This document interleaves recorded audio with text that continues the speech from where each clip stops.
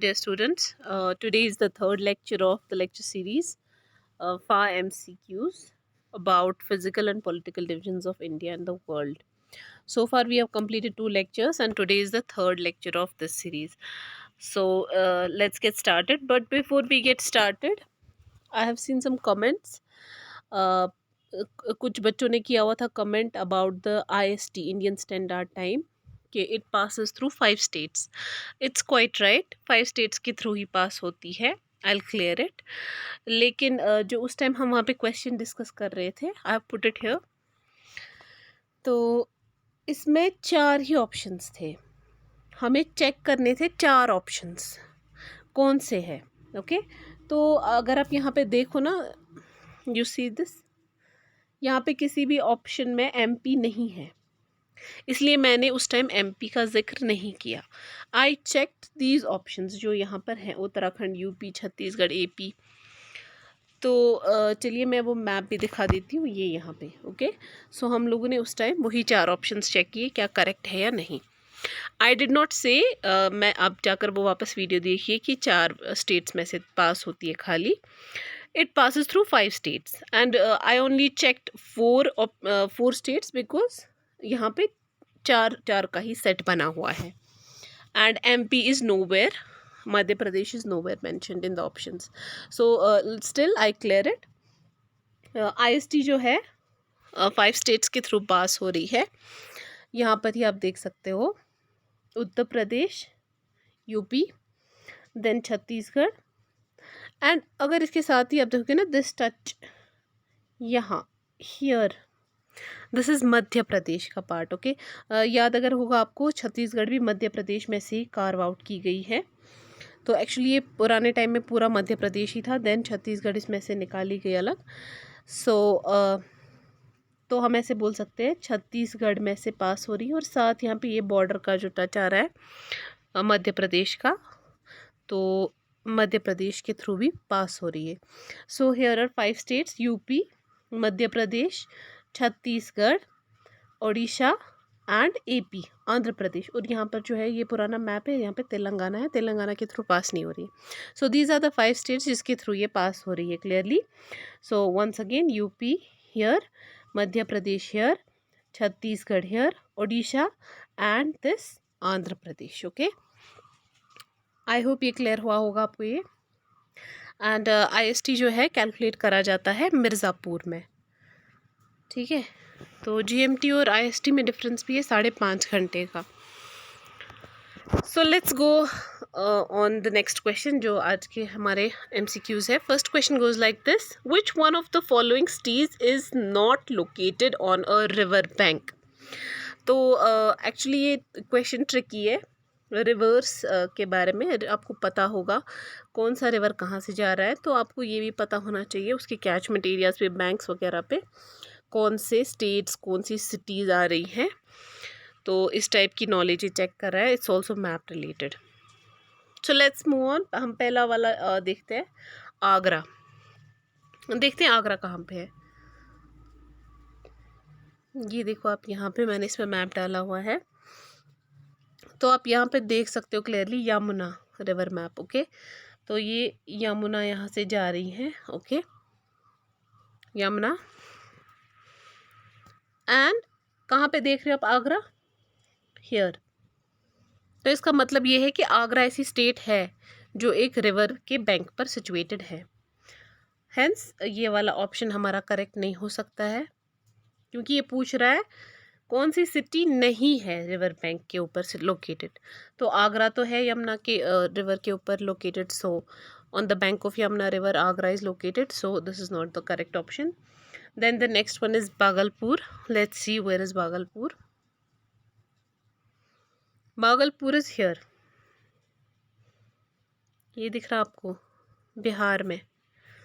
तो लेकिन साथ साथ ये भी नज़र आ रहा होगा कि यहाँ पर एक रिवर जा रहा है, गंगा. तो ये जो है रिवर के बैंक पर ही आ रहा है Bhagalpur. Okay so this option is also not correct according to this question. Agra भी लोकेटेड है रिवर बैंक पर, भागलपुर भी, गंगा के रिवर के बैंक पर लोकेटेड है। Then is Bhopal. भोपाल मध्य प्रदेश की कैपिटल है। And this is the right answer of this question. Bhopal is not located on any river bank, ठीक है। एंड लास्ट वाला option is Kanpur. Kanpur is again, यहाँ पर अगर आपने मैप अच्छे से देखा होगा, भागलपुर यहाँ है, तो साथ ही देख लीजिए यहाँ पर कानपुर है। तो इसका मतलब ये है कि ये भी रिवर बैंक पर सिचुएटेड है, भागलपुर भी, और कानपुर भी गंगा रिवर के रिवर बैंक पे लोकेटेड है। सो हेंस आगरा भी, भागलपुर भी और कानपुर भी रिवर बैंक पर ही लोकेटेड है। तो भोपाल नहीं है, हेंस भोपाल ही इस क्वेश्चन का राइट आंसर है, क्योंकि ये पूछ रहा है कि कौन सी सिटी नहीं है लोकेटेड रिवर बैंक पर। So option C is the correct option for this question. Let's move on. Next question. Which of the following region in the northern plains is most fertile? Is most fertile. कौन सी वाली reason northern plains में? खदर, भंगर, तराई और भब्बर। हमारे पास ये 4 options हैं। मैं आपको एक इमेज के थ्रू ये इलस्ट्रेट कर देती हूँ। हमने पुराने लेक्चर्स जितने में भी कवर करा है, सेम इमेज भी मैंने डाली और इसको मैंने अच्छे से एक्सप्लेन भी करा था। जैसे रिवर अभी जैसे माउंटेन से आ रहा है, नीचे वाला जो पोर्शन होता है ना, at the foot of this mountain lies Bhabar. Okay, बड़ी बड़ी सी रॉक्स, बोल्डर टाइप, बहुत बड़ी। तो क्या होता है, ये जो है यहाँ से जो आ रहा होता है रिवर, वो इसके नीचे से चला जाता है। तो ये भब्बर ऐसी प्लेस है जहाँ पर रिवर एक किस्म का गायब जैसा हो जाता है, बिकॉज ये इन रॉक्स के नीचे से फ्लो कर रहा होता है। So this is Bhabar. अब यहाँ पर तो अभी देख ही सकते हो, यहाँ पर इतनी बड़ी बड़ी रॉक्स है, तो ये तो फर्टाइल होने से रहा। सो भब्बर वाला जो ऑप्शन है is incorrect. So D option is not correct. ये फर्टाइल हो ही नहीं सकता, ये तो बड़े बड़े पत्थर है, इसमें कौन से क्रॉप्स उगेंगे। Then is Terai. Okay, Terai is a place जहाँ पर क्या होता है कि ये जो यहाँ पर रिवर एक किस्म का इनविजिबल सा गायब जैसा हो गया होता है, भब्बर के ये मतलब रॉक्स के नीचे से बह रहा होता है। तराई एक ऐसी जगह होती है जहाँ पे रिवर जो है री इमर्ज होना स्टार्ट हो जाता है। री इमर्ज होना स्टार्ट हो जाता है, हमें कैसे पता चलता है? इसका नाम ये तराई, तराई इज़ तरी, वेट। तो वहाँ पर क्या होता है कि ये जो है रिवर हमें विजिबली ये री इमर्ज होना स्टार्ट हो जाता है, एंड देन फाइनली ये फ्लो करने लग जाता है। एंड यही जो यहाँ पर अब रिवर है, यहाँ आप देख रहे हो दिस ब्लू वाटर, इसके साइड में अब आपको दिख रहा होगा, क्योंकि अब ये रिवर तो फ्लो कर रहा है, इसने अपने साथ जो भी डिपोजिशन लाई है ना, वो इसको डिपॉजिट करेगा ना। अब जब ये फ्लो हो रहा है, अब इसकी स्पीड तो यहाँ से आते आते आते बहुत ज़्यादा स्लो हो गई। इसके पास जितना भी डिपॉजिट था, सेडिमेंट्स थे, वो इसने यहाँ पर डिपॉजिट कर दिया, ठीक है। लेकिन अब इसमें भी 2 चीज़ें हैं, एक तो है भंगर और एक तो है भंगर और दूसरा है खदर। भंगर क्या है और खदर, ये दोनों ही एल्यूवियल डिपॉजिट्स है। Okay, these are both alluvial deposits, but इसमें डिफरेंस क्या है कि भंगर जो होता है वो ओल्ड एल्यूवियल होता है, पुराना, बहुत टाइम से जमा हुआ, और इसके ऊपर तय बतय बैठ रहे हैं एल्यूवियल डिपॉजिट्स, तो ये थोड़ा पुराना होता है as compared to khadar. Khadar is the newest form of alluvial, जो अभी बिल्कुल ताज़ा डिपोजिशन हुई होती है, उसको हम खदर बोलते हैं। और ये खदर जो होती है, जो द मोस्ट रिसेंट डिपोजिशन जो होती है khadar, this is very fertile. Hence northern plains का जो ये रीजन है khadar, this is the most fertile region. Okay, so option A is the correct answer. Let's move on. Next question. Which of the following is the national aquatic animal of India? National aquatic animal कौन है India का? तो इसके options है salt water crocodile नहीं, olive ridley turtle नहीं, Gangetic dolphin yes, this is the right answer, and घड़ियाल नहीं। ओके, सो इनके बारे में थोड़ा सा जानते हैं। ये एक्चुअली क्या हुआ था, 2009 में डिक्लेयर करा गया था गैंगेटिक डॉल्फिन जो है इसको as national aquatic animal of India. उस time Manmohan Singh prime minister थे, तो उस मीटिंग में जो भी मीटिंग हुई जिसमें ये नेशनल एक्वेटिक एनिमल इसको डिक्लेयर करा गया, उसके वो चेयरपर्सन थे। 2009 में ऐसा हुआ। And there is one more thing जो आपको पता होनी चाहिए इनके related, that is Vikramshila Gangetic dolphin century. तो ये एक ऐसी सेंचुरी है जहाँ पर मतलब ये एक पोर्शन है वाटर बॉडी का एट भागलपुर डिस्ट्रिक्ट, जहाँ पर हमने अभी देखा बिहार में है ये। अभी जब हम भागलपुर पढ़ रहे थे कि ये एक रिवर बैंक पर सिचुएटेड है, किस रिवर पर, गंगा रिवर पर। तो ये जो विक्रमशिला गैंगेटिक डॉल्फिन सेंचुरी है वहीं पर भागलपुर डिस्ट्रिक्ट ऑफ बिहार में ही है। And this is considered as a protected area of endangered Gangetic dolphins, because ये जो है गैंगेटिक डॉल्फिन्स, इससे पहले इनकी पॉपुलेशन सही थी, अभी बहुत डिक्रीज़ हो गई है। So these come under the tag of endangered species. और अब होते कहाँ पर है ये, इसके बारे में जानते हैं। सॉल्ट वाटर क्रोकोडाइल्स के बारे में पहले ये ऑप्शन देखते हैं। सॉल्ट वाटर क्रोकोडाइल्स जो है ना, ये एक्चुअली पाए जाते हैं ओडिशा में। ओके, ओडिशा में एक जगह है, इनका एक नेशनल पार्क है भिटारकनिका। ओके, तो this भिटारकनिका national park is considered as the home of salt water crocodiles। ठीक है, तो ये जो है मोटा मोटी आप याद रख लीजिए, ओडिशा में मिलते हैं। Then is olive ridley turtle. Again these are also found along the coast of Odisha. In fact वहाँ पे world's largest nesting beach for olive ridley turtles consider करा जाता है। और इसके रिलेटेड जो है वो है गहीरमाथा मैरीन सेंचुरी। ओके, ये आप याद रखेंगे, इसको बोलते हैं। एंड देन गैंगेटिक डॉल्फिन के बारे में बता दूं। गैंगेटिक डॉल्फिन ऑब्वियसली इन गैंस, गंगा में पाई जाती है। रिवर डॉल्फिन है ये, और साउथ एशिया के कुछ अलग जगहों पर भी पाई जाती है, जैसे इंडिया में तो पाई ही जाती हैं, साथ ही नेपाल में और बांग्लादेश में भी। ओके, तो ये कुछ जगह हैं जहाँ पर ये पाई जाती हैं। एंड देन घड़ियाल अगेन इन ओडिशा, बल्कि ओडिशा में तीनों स्पीशीज ऑफ क्रोकोडाइल्स पाई जाती हैं। So remember these things. Next question, regur soil is most suitable for. Regur soil मैंने क्यों लिखा है यहाँ पर, क्योंकि कभी क्वेश्चंस आते हैं ऑल्टरनेट नामों पे। So what is regur soil actually, जब तक आपको पता नहीं होगी ये कौन सी सॉइल है, ब्लैक सॉइल है, रेड सॉइल है, लैटराइट सॉइल है, कौन सी सॉइल है, तो आप उससे अंदाज़ा आप पूरा नहीं लगा पाएंगे कि कौन सी क्रॉप इसमें उगाई जाती है। So you should be first knowing what regur soil is. Regur soil is actually used for black soil, black cotton soil. Okay, so ये वाला जो है, अब ये बहुत इजी हो गया समझना कि कौन सी क्रॉप जो है कौन सी क्रॉप के लिए सॉइल सुइटेबल है।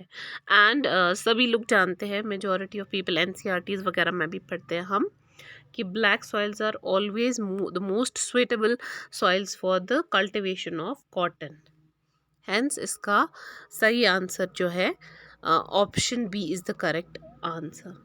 Cotton is the most rigor soil is the most suitable soil for the cultivation of cotton. तो उसके बाद आते हैं ऐसे कॉटन, अभी कहाँ पे ब्लैक सॉइल्स कहाँ पे, हमने इससे पहले भी पढ़ा था। ज़्यादा ब्लैक सॉइल जो है पेनिनसुलर प्लेटू में, यहाँ पे हमने देखा था ज़्यादा गुजरात महाराष्ट्र साइड में क्या है कि वहाँ पे एक्चुअली इग्नियस हमने पढ़ी हुई थी, इग्नियस रॉक्स का ओरिजिन, देन वो उसमें वो छोटे छोटे टुकड़ों में बंट जाती हैं, and that soil finally becomes the black soil. And this black soil कहाँ पर है ज़्यादा, ऑब्वियसली नीचे पेनिनसुलर पार्ट में। तो अकॉर्डिंगली कॉटन के जो मेन प्रोडक्शन कहाँ पर होता है, एक तो गुजरात में होता है, और महाराष्ट्र में होता है, ओके, एंड तेलंगाना में भी होता है. So you can see all these lie in the peninsular part of India, peninsular plateau side में, okay. And about groundnut, same, Gujarat, Tamil Nadu, AP, Andhra Pradesh, Maharashtra, Karnataka, ठीक है. तो ग्राउंडनट ज़्यादा वहाँ पर उगाया जाता है. इसी तरह से टोबैको के लिए भी आंध्र प्रदेश, गुजरात एंड कर्नाटक अगेन. ये वैसे पता होना चाहिए आपको, it's important. And then sugar cane का तो पता ही है, लीडिंग प्रोड्यूसर यूपी है. एंड अगेन फिर शुगर केन में कर्नाटक, टीएन, वो भी पीछे नहीं हटे हैं. फिर से कर्नाटक, तमिलनाडु, गुजरात, आंध्र प्रदेश वगैरह, ओके. तो ये बस ऐसी इन्फॉर्मेशन के लिए पता होना चाहिए आपको. So next question, Majuli the largest river island in the world is located in. Majuli जो है एक रिवर आइलैंड है. रिवर आइलैंड क्या होता है, देखो जैसे रिवर होता है, तो रिवर जब फ्लो करता है ना, जब इसकी थोड़ी स्पीड कम होने लग जाती है, तो इसमें जो डिपॉजिट्स होते हैं, मान लीजिए पहले थोड़ा सा डिपॉजिशन हो गया कहीं पर, स्पीड कम हो गई तो इसने थोड़ी डिपॉजिट यहाँ पर डिपॉजिशन कर दिया. अगली बार ये मतलब ये तो फ्लो ही कर रहा होता है, तो और जो पीछे वाली करंट आ रही है, व्हाट हैपन्स कि वो इस सेडिमेंटेशन के साथ उसको रुकावट होती है, तो उसकी स्पीड यहाँ पे अचानक से कम होने लगती है. जो स्पीड कम होने लगती है तो इसके पास जितना डिपॉजिशन था वो और थोड़ा डिपॉजिट होता जाता है, और इसी तरह से धीरे धीरे धीरे धीरे ये जो यहाँ पर डिपॉजिशन बढ़ने लग जाती है, और एक आइलैंड टाइप का जो ये बनता है यहाँ पर रीजन, उसको ही हम बोलते हैं रिवर आइलैंड, या इसका नाम है रिवरीन. रिवरीन भी हम बोलते हैं इसको. तो यहाँ पर बात हो रही है माजुली की.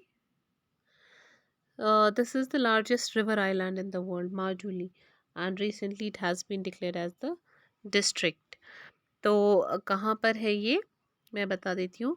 ये रिवर ब्रह्मपुत्र में बनी हुई है, ब्रह्मपुत्र रिवर में, याद रखें. और ये आसाम में इसका लोकेशन है.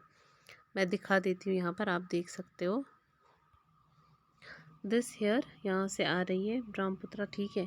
तो यहाँ बीच में आप देख रहे हो this pink spot, I hope आप लोगों को ये विजिबल है. यहाँ आप देख रहे हो this is Brahmaputra, okay. So ये जा रहा है, एंड देन ऊपर से अरुणाचल प्रदेश, यहाँ से बाहर से Arunachal Pradesh, and this here Assam. एंड इसी में असम में ही ये रिवरीन जो है बनी हुई है. So this Majuli is located in Assam, hence the correct option is option B, Assam, okay. Let's take up the next question. India has longest international border with. एक बार देखते हैं, ये बॉर्डर मैप को लेते हैं. यहाँ से आप देख रहे हो पाकिस्तान, ओके. तो पाकिस्तान के साथ भी अच्छी खासी बॉर्डर लाइन है. यहाँ ये इस साइड, सॉरी, यहाँ से तो चाइना है ही, इधर इधर, एंड देन हियर कुछ डिस्प्यूटेड एरियाज में भी, and then here Nepal and here Bhutan. But see here Bangladesh, okay. Bangladesh का अगर आप देखेंगे ना, ये ऐसे लग तो रहा है छोटा, लेकिन आप देखो इसकी ये पूरी तरह से बॉर्डर कर रहे हैं. यहाँ से पूरी तरह से इसका जो लैंड बॉर्डर है वो बहुत बड़ा है, लॉन्गेस्ट है as compared to other countries. So the right answer is longest international border किसके साथ है इंडिया का, बांग्लादेश के साथ, ओके. सो बांग्लादेश के साथ इसका लॉन्गेस्ट इंटरनेशनल बॉर्डर है. आई होप ये याद रहेगा आपको. Then the boundary line between India and China is known as, famously known as, okay. तो इसमें दिए options McMahon line, Durand line, Radcliffe and 17th parallel. तो क्या है ये एक्चुअली बॉर्डर बाउंड्रीज़ के कुछ नाम हैं जो उनको दिए गए हैं. तो मैकमोहन लाइन जो है, this is the correct option, option A. This is actually the boundary line between India और चाइना की जो है उसको मैकमोहन लाइन भी कहते हैं। इसका नाम एक्चुअली हेनरी मैकमोहन जो थे, हेनरी मैकमोहन, ये ब्रिटिश इंडिया के फॉरेन सेक्रेटरी थे, तो इन्हीं के नाम पर ये मैकमोहन नाम पड़ गया है इस बाउंड्री का। Second one is Durand line. Durand line is between Afghanistan and Pak. And third is Radcliffe line, it is between India Pakistan, okay. And then 17th parallel, it has nothing to do with India and all, ये between South and North Vietnam है, ये बस इसलिए दिया हुआ है ऐसे ही confuse करने के लिए। So the right answer is McMahon line. Let's move on, next question. Which of these two water bodies are connected by the Suez Canal? मुझे लगता है ये क्वेश्चन तो 100% सब कर पाएंगे। Suez canal is such a prominent name और बहुत आजकल न्यूज़ में भी आते रहता है। सो इसमें आप देखो नाम कौन कौन से वाटर बॉडीज़ के हैं। Mediterranean sea, red sea, black sea, okay. पहले हम ये देखते हैं and then Pacific ocean and Atlantic ocean तो पता ही है लोगों को कहाँ पे है। Still I will show it. Let's see on the map कहाँ पर है मेडिटेरेनियन सी। ये जो आप यहाँ पे देख रहे हो ना, this is red sea. In fact ये लिखा हुआ भी है red sea, okay. And then ये जो ऊपर से आप देख रहे हो हियर, यहाँ से जो भी जा रहा है, this is all Mediterranean sea and it goes आगे भी है। ये थोड़ा मैग्नीफाइड यहाँ से लिए ताकि स्विस कैनल को आप अच्छे से देख सको। So and then black sea, black sea is here ऊपर, टर्की के बिल्कुल ऊपर, ओके। तो अब ये तो यहाँ पर क्वेश्चन ही ड्रॉप हो गया, ब्लैक सी का तो सवाल ही नहीं पैदा, ये तो बिल्कुल ऊपर। अब क्या बचा यहाँ पे, आप अच्छे से देख सकते हो स्विस कैनाल किस किस को कनेक्ट कर रही है। This red see here getting connected to the Mediterranean Sea. So what is the right answer? Option A, Mediterranean Sea and Red Sea. So this is actually the connection, या Suez Canal जो है, this connects Mediterranean Sea and Red Sea. Then the next question, Bhutan is surrounded by which of the following Indian states. ठीक है, तो कौन सी states border कर रही है। लेट्स सी, मैप पर देखते हैं। ये यहाँ पर आप देख सकते हो भूटान है, okay. So here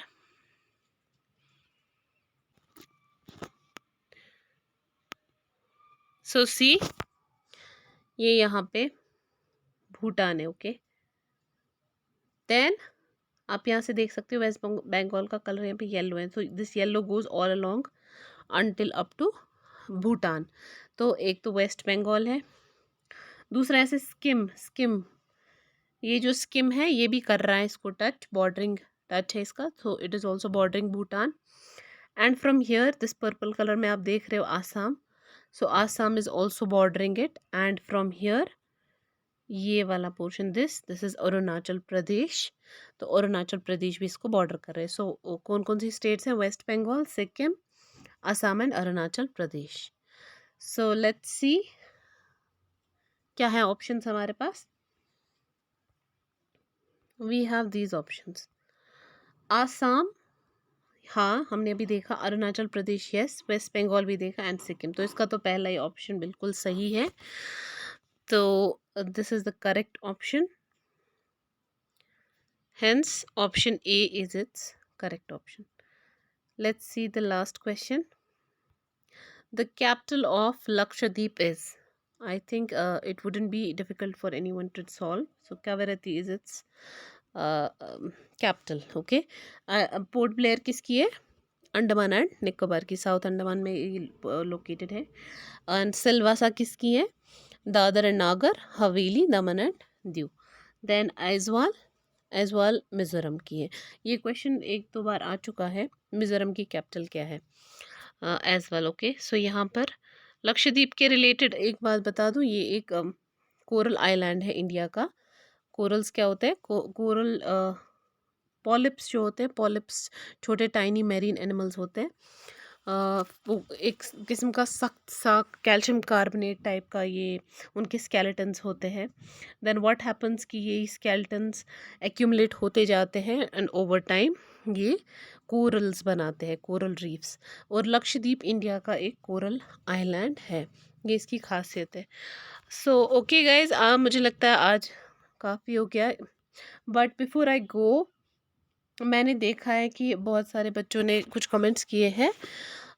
I think IST का तो सॉल्व हो गया, एंड देन एक बच्चा, I don't know the student Khalid, उन्होंने कहा है कि क्या लेवल ऐसा होगा एग्ज़ाम का।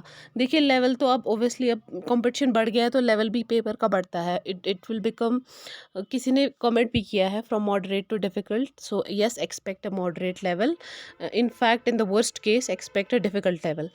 So it's not going to be easy, and on the top of that competition is also neck tight. Then कुछ लोगों ने अपना स्कोर यहाँ पर डाला हुआ है, जैसे वानी साहिल जी हैं, उन्होंने 9 किए हैं score out of 10, and some piece, उनने कुछ नाम रखा है piece, 10/10। I'd say guys you are doing amazing, आप लोगों ने बहुत अच्छी प्रिपरेशन करी है, डू इट वेल अगेन, आगे भी जा सकते हैं, you there is always a scope for improvement, but for others I say don't loose heart. अगर आपको लग रहा है कि अभी आपका स्कोर कम है, don't worry, you have time.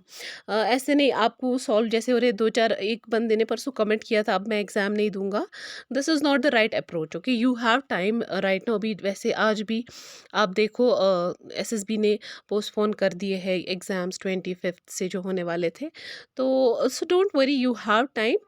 Please don't lose your heart, आप अपना कॉन्फिडेंस ना लूज़ करें। ये एमसीक्यूज इसलिए मैंने इसमें डाले हुए ताकि आप लोग मोटिवेटेड रहे, आपको कितना आ रहा है और how much is there scope for improvement. So take it as a positive thing and start preparing, don't worry, everyone has, जो आज 9 सवाल सॉल्व कर रहे हैं, 10 कर रहे हैं, they have also started from the start. उन्होंने अचानक से ओवरनाइट ही ये 9 सवाल या 10 सवाल नहीं किए, उन्होंने भी कहीं से स्टार्ट किया था। So the key is to begin, start, get started. Okay, thank you so much. अगर और कोई सजेशन हो please let me know. Take care guys, I see you in the next video इंशाल्लाह।